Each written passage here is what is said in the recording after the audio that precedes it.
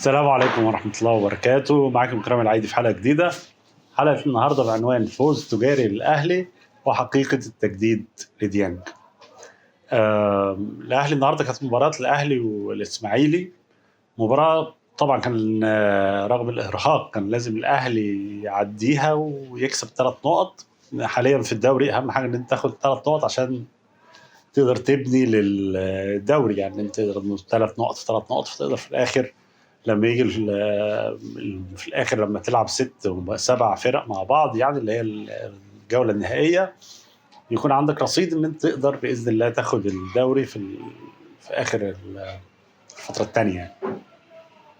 النهارده الاهلي ابتدى يمكن اللقاء بتشكيل مكون من الشناوي، محمد هاني، ياسر ابراهيم، وياسين مرعي، وفي الشمال كان محمد شكري، في النص كان اليو ديانج وبين رمضان والشحات، وقدام كان طاهر محمد طاهر وكاموتش وكامويش وبن شرقي. مباراة طبعا كانت سهلة جدا للأهلي، لأن الفريق الإسماعيلي فريق ضعيف جدا، يعني فريق فعلا ما يستاهلش إنه يكون موجود في الدوري الممتاز، فريق متواضع لدرجة كبيرة جدا. طارق العشري طبعا لأنه عارف مستوى اللعيبة فما فكرش أساسا إنه يعدي نص الملعب، يعني هو طول المباراة بيحاول يدافع، حتى لما بعد ما دخل فيه هدفين يعني وبقى الماتش خلاص انتهى تقريبا برضه فضل يدافع، ما فكرش انه يطور الهجوم علشان يتعادل او عشان حتى يحسن النتيجه، لان هو طول الماتش مرتضي بالنتيجه ان يطلع باقل الخسائر يعني. مباراه طبعا زي ما احنا قلنا يمكن الاهلي تسيدها المباراه بالكامل، يمكن الشناوي لم يختبر في المباراه. في الشوط الاول طبعا الاهلي احرز الهدف الاول في الدقيقه 31 عن طريق محمد علي بن رمضان. كوره كانت الشحات، باص الشحات لبن رمضان، قطعها المدافع الاسماعيلي لكن خبط في زميله وتردت لبن رمضان اللي لقى نفسه انفراد في الجون مع الجون، فحط الكرة بسهوله في الجون، وهو يمكن اتضرب بعدها، يعني مدافع الاسماعيلي ضربه. راح الحكم يراجع الفار لكن الحكم حسبها ضربه جزاء، حسبها هدف صحيح يعني. طبعا احنا يعني يمكن احنا العبره في الهدف ده، يعني يمكن عشان في ناس بيتكلموا عن هدف التسلل، العبره بالكره في لحظه خروج الكره من رجل حسين الشحات، وفي لحظه خروجها من رجل حسين الشحات كانت محمد علي بن رمضان كان موقفه سليم. لما بقى جت في لعيبه الاسماعيلي، في الاسماعيلي خبط في واحد وتردد في الثاني وتردد له، كان في الوقت ده تسلل، لكن لو حتى لو هتحسبها باللعيبه فيبقى اللاعب بتاع الاسماعيلي هو اللي انبصاها، وهي ما دام جايه من الخصم ما بتبقاش فيها، يبقى الهدف صحيح يعني. لكن هي العبره بالخروج الكره من رجل حسين الشحات يعني.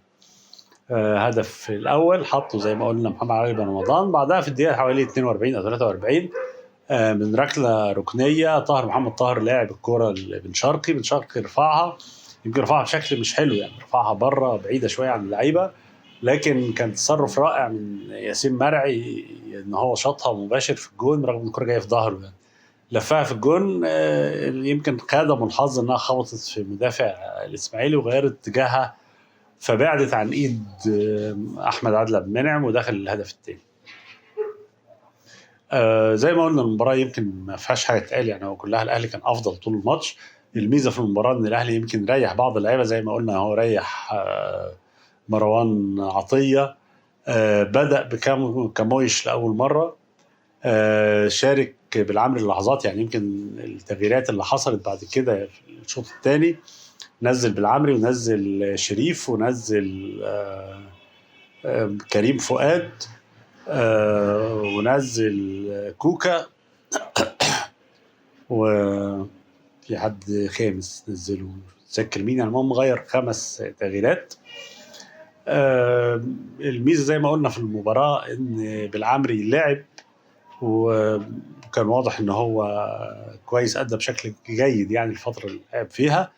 كامويش طبعا من الظلم ان احنا نحكم عليه حاليا، خصوصا ان الراجل جاي من فتره من توقف دوري، يعني الدوري خلص في شهر 11 عندهم في النرويج وخد راحه سلبيه، لسه جاي فجاه يعني راحه سلبيه، ومن راحه سلبيه كان لسه هيبدا فتره الاعداد، الاهلي جابه فهو مش بدنيا مش جاهز لسه وخارج من راحه سلبيه. مع المطوشة اتمنى ان هو يكون افضل من كده ويظهر يعني بشكل افضل. ايضا يمكن زي ما قلنا كريم فؤاد بيلعب ماتش ورا التاني، بدأ ياخد مباريات.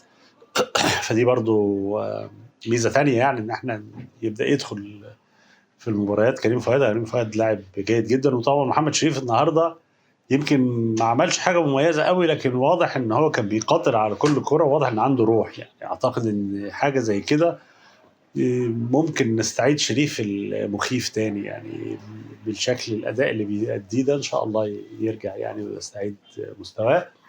ايضا برضو زي ما قلنا مروان عثمان كمان ارتاح الماتش ده بعد ما لعب اكتر من ماتش ورا بعض.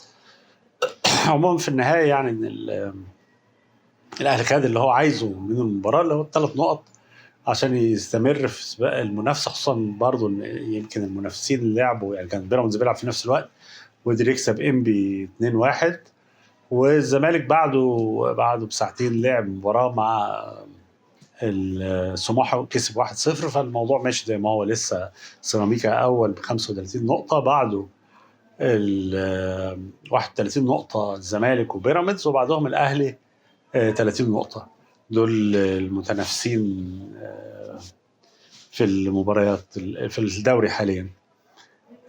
على الجانب الاخر يمكن في كلام عن تجديد ديانج، وبيقولوا ان ديانج رفض التجديد للاهلي، وبيقولوا ان العرض الاخير للاهلي كان 1,800,000. رقم غريب جدا، وما اعتقدش ان هو حقيقي يعني، ولا اعتقد ان الاهلي ممكن يدفع في لاعب 1,800,000 جنيه. رقم كبير جدا جدا يعني. وانا على المستوى الشخصي انا بحب ديانج وعارف انه لعيب كويس ولعيب صعب تعويضه، لكن انت بال1,800,000 دول تجيب لاعب شاب تاني هتديله 400,000 مثلا 500,000، وهيأدي نفس الدور يعني بتاع ديانج. بل انه ممكن انت تجيب حد يكون عنده الجانب الهجومي افضل من ديانج شويه يعني. فاعتقد 1,800,000 صعب جدا الاهلي يدفع 1,800,000 جنيه في ديانج. زي ما بقول على المستوى الشخصي اتمنى ان المفاوضات ما تنجحش، يعني زي ما بيقولوا ان هو مش موافق، وده افضل للطرفين يعني، هو يشوف حياته بعد كده. والاهلي كتير قوي عليه بصراحه انه يدفع في لاعب 1,800,000. اعتقد ده كان اهم ما لدينا في الفيديو. ولو عجبكم الفيديو ما تنساش لايك وشير وسبسكرايب، والسلام عليكم ورحمه الله وبركاته.